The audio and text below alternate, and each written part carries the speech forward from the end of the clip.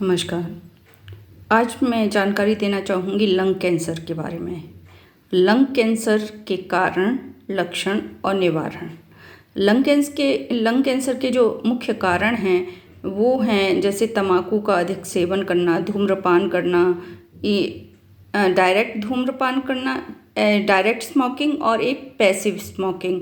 यानी passive smoking वो होती है जो स्मोकिंग कोई और करता है लेकिन उसका धुआं आप इनहेल करते हैं। वो चाहे चलते हुए सड़क का कोई कैंडिडेट हो या फिर गाड़ी के आसपास में आप गाड़ी में बैठे हों और आपके आसपास में कोई स्मोकिंग कर रहा हो, आप रेलवे स्टेशन पर हों, आवास स्टैंड पे हों या फिर पब्लिक किसी भी ऐसे प्लेस पे हों जहाँ कैंडिडेट दूसरा स्मोकिंग करता है और उसका धुआं आप इनहेल करते हैं, तो ये सारे जो कारण हैं वो लंग कैंसर के कारण बन सकते हैं। मिट्टी वाली जगह हो, धूल मिट्टी का जमावड़ा हो और इतना पॉल्यूटेटेड एरिया हो तो वो धूल मिट्टी उड़ उड़ के जैसे डस्टिंग वे में आप इनहेल कर रहे हों।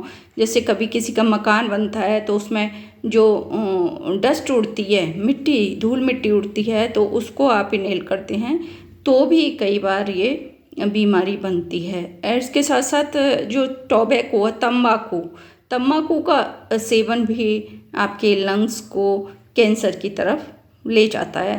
अब इसके जो लक्षण हैं उनको कैसे आप डायग्नोस करेंगे लक्षणों से कि ये लंग कैंसर ही है।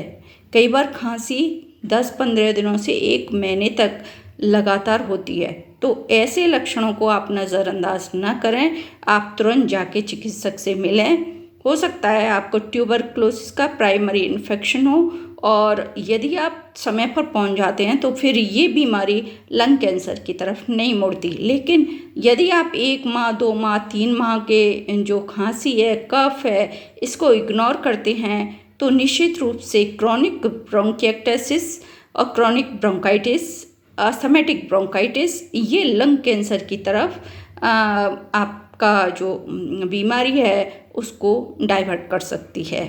तो इन सब चीज़ों का आपको विशेष ध्यान रखना चाहिए और इसका जो साधारण उपचार है वो जब तक आपकी family history, present history, past history और कंप्लीट हिस्ट्री की जानकारी ना हो और विषय का विशेषज्ञ डॉक्टर ना हो तब तक इसका उपचार करना सामान्य नहीं है। तो सामान्य रूप से मैं यही बताना चाहूँगी कि आप ऐसी कंडीशन में जो कफ खांसी है इसमें आप घरेलू क्या तात्कालिक जो है समाधान वो ले सकते हैं।